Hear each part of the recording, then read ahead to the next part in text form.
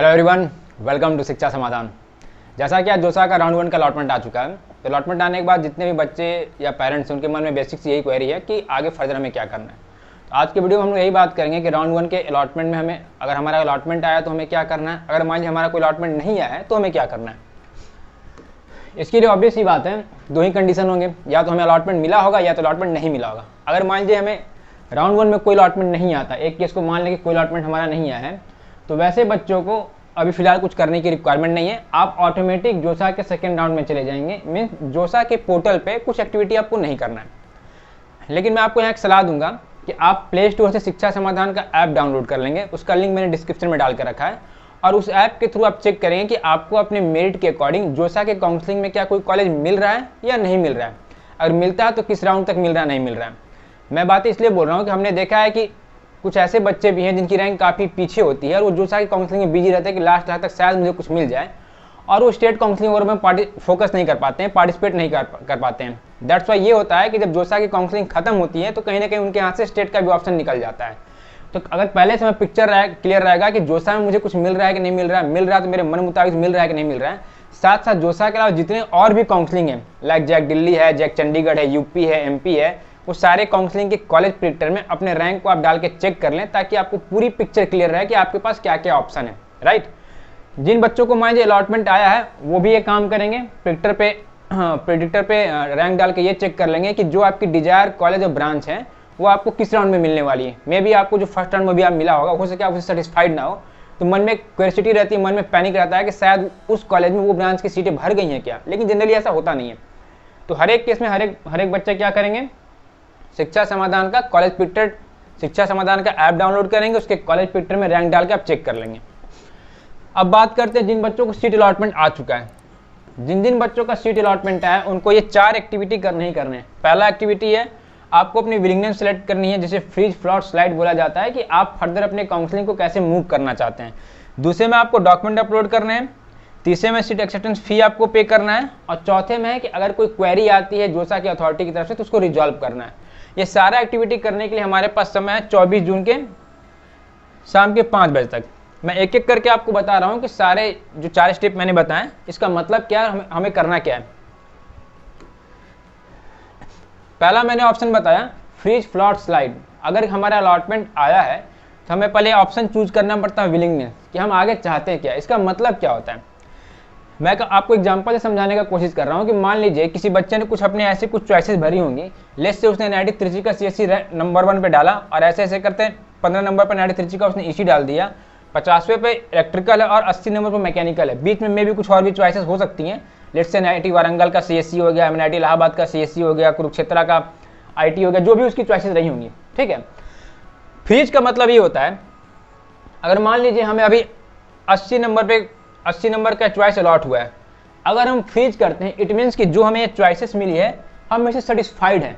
Means यही college यही branch मुझे चाहिए था, मुझे आगे फर्दर कोई चेंजेस नहीं चाहिए। मीन्स कि हमने अपने चॉइसेस को फ्रीज कर दी। राइट। ये उसी कंडीशन में बच्चे करें जब आपको लगता है कि हाँ मुझे यही डिजायर कॉलेज या ब्रांच चाहिए था। ठीक है। दूसरा ऑप्शन फ्लॉट होता है। फ्लॉट का मतलब ये होता है कि जो मुझे मिला ये तो ठीक है, लेकिन अगर फर्दर राउंड में इससे कुछ बेहतर ऑप्शन अवेलेबल है मेरे लिए, वो मुझे दिया जाए, उस पर कंसिडर किया जाए। कहने का मतलब हुआ, कभी भी जो जोसा का एल्गोरिथम अलॉटमेंट चेक करता है तो टॉप टू बॉटम हमेशा चेक करता है।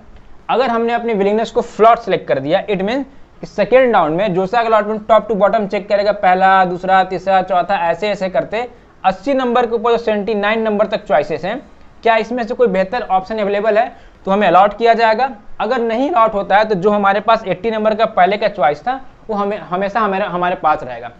ये तभी कैंसिल होगा जब कोई हमारा नया अलॉटमेंट आएगा। ठीक है।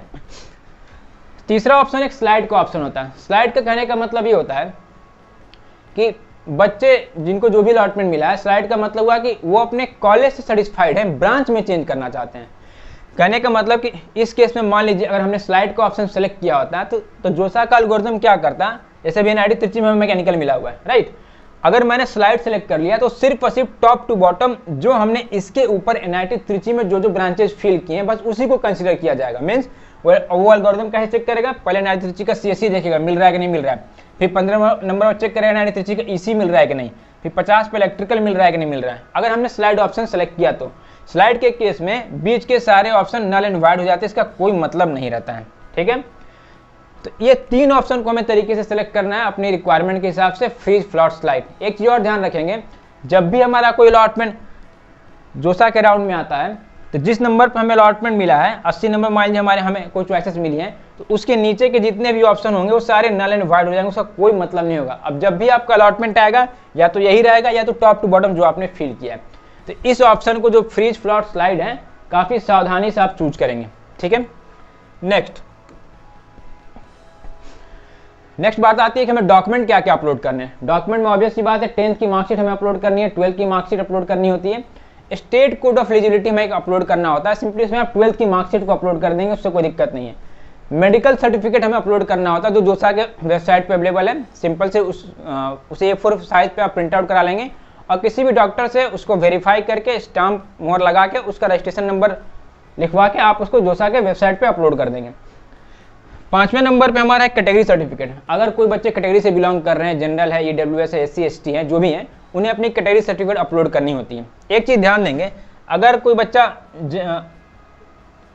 कोई बच्चा मान लीजिए EWS है, राइट, या OBC है, तो उसकी जो कैटेगरी सर्टिफिकेट होनी चाहिए वो सर्टिफिकेट 1 अप्रैल 2024 के बाद का बना होना चाहिए। ये चीज़ को आप अच्छे से ध्यान देंगे। ठीक है, एक हमें डॉक्यूमेंट अपलोड करना पड़ता है कैंसिल चेकबुक, या तो आपके नाम का हो या आपके पेरेंट्स के नाम का हो या किसी के भी नाम का हो। सिंपल सा चेक लेंगे आप। चेक में क्या होता है, मान लीजिए चेक है, इसको बीच में ऐसे क्रॉस करके कैंसिल लिख के उसको अपलोड करना होता है। ये अपलोड इसलिए करना होता है कि मान लीजिए कभी भी मान लीजिए हम सिलेक्शन फी पे करते हैं और मान लीजिए कभी हमारा मूड चेंज होता है कि हमें जोसा काउंसिलिंग से विड्रॉ करना है, तो जो पैसे हमने पे किए जोसा को वो उसी अकाउंट में आते हैं जिसका आपने चेक लगाया। तो ये एक्टिविटी हमें करनी है। तीसरा एक्टिविटी है कि हमें सीट एक्सेप्टेंस फी पे करना है। अगर जोसा के में हमारा भी अलॉटमेंट आया है, राउंड 1 कुछ भी हमें मिला है, तो जो भी जनरल EWS OBC कैटेगरी के बच्चे हैं उन्हें सीट एक्सेप्टेंस फी के नाम पे 35,000 पे करना है और SC ST और हर एक PH कैंडिडेट के बच्चों को 17,500 पे करना है। ये जो फी है इसमें से 5,000 रुपये जोसा ने इस बार बोला है कि वो प्रोसेसिंग फी के नाम पर डिडक्ट कर लेगा। बाकी जो रिमेनिंग अमाउंट जो भी बचता है वो आपके ट्यूशन फी में एडजस्ट किया जाएगा। ठीक है, इस चीज़ को आप समझेंगे। नेक्स्ट है कि अगर मान लीजिए जो भी हमने अपने डॉक्यूमेंट को अपलोड किया है, सारा हमने एक्टिविटी कर लिया, उसके बाद क्या होता है कि जो सामने जो भी कॉलेज हमें अलॉट होता है उसकी अथॉरिटी हमारे डॉक्यूमेंट को वेरीफाई करती है।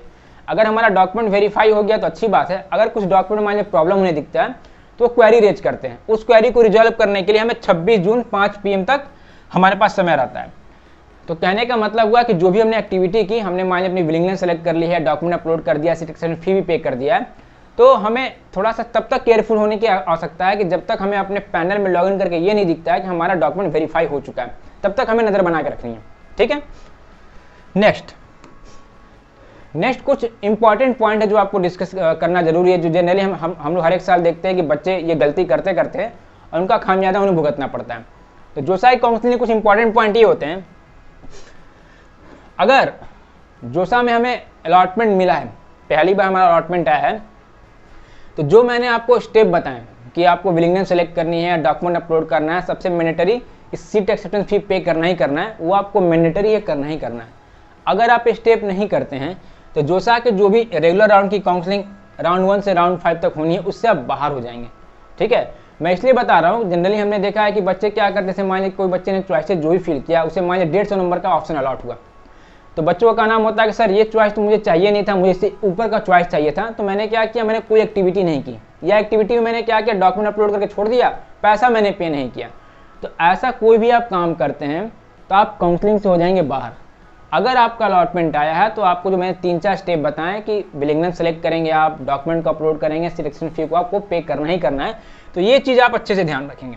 ठीक है, दूसरा एक क्वेश्चन बच्चों का आता है कि क्या जब हमारा अलॉटमेंट आएगा तब तक हमें फी पेमेंट करना है, डॉक्यूमेंट को वेरीफाई करना है? ऐसा नहीं होता है। जब भी जोसा में कभी भी हमारा जब पहली बार अलॉटमेंट आएगा तभी हमें सिलेक्शन फी पे करना है और डॉक्यूमेंट हमारा एक ही बार वेरीफाई होता है। लेकिन देखिए, डॉक्यूमेंट वेरीफाई मैंने कंडीशनल लिखा है। कंडीशनल कहने का मतलब हुआ, अगर मान लीजिए हमारा जोसा के किसी राउंड में पहले अलॉटमेंट हमारा IIT में आता है, ठीक, उस समय हमारा डॉक्यूमेंट IIT वाले कॉलेज वेरीफाई करते हैं और किसी और राउंड में मान लीजिए वो चेंज होकर NIT प्लस सिस्टम में चला गया, कोई NIT मिल गया, कोई IIIT, कोई GFTI मिल गया, उस केस में दोबारा हमें अपने डॉक्यूमेंट को अपलोड करना पड़ता है, दोबारा डॉक्यूमेंट वेरीफाई होता है। और ये वाइसे वर्सा है, अगर NIT प्लस सिस्टम से हमारा अलॉटमेंट IIT में आता है तो हमारे दोबारा डॉक्यूमेंट वेरीफाई करने की रिक्वायरमेंट होती है, नहीं तो ये वन टाइम ही एक्टिविटी होता है। ठीक है, नेक्स्ट एक चीज़ और ध्यान रखेंगे, जो मैंने विलिंगनेस बताई थी कि फ्लॉट फ्री स्लाइड हमें करना है, वो काफ़ी सावधानी से करना है, क्योंकि अगर हम एक बार फ्लॉट करते हैं तो फ्लॉट करने के बाद दोबारा हमारे पास स्लाइड या फ्रीज का ऑप्शन होता है, राइट, स्लाइड या फ्रीज का ऑप्शन होता है। लेकिन अगर हम स्लाइड ऑप्शन सेलेक्ट करते हैं तो उसके बाद सिर्फ और सिर्फ हम फ्रीज कर सकते हैं, उसको फ्लॉट ऑप्शन में नहीं डाल सकते हैं, ध्यान रखेंगे। और हमने अगर फ्रीज कर दिया तो वो कोई इसमें चेंज नहीं होगा।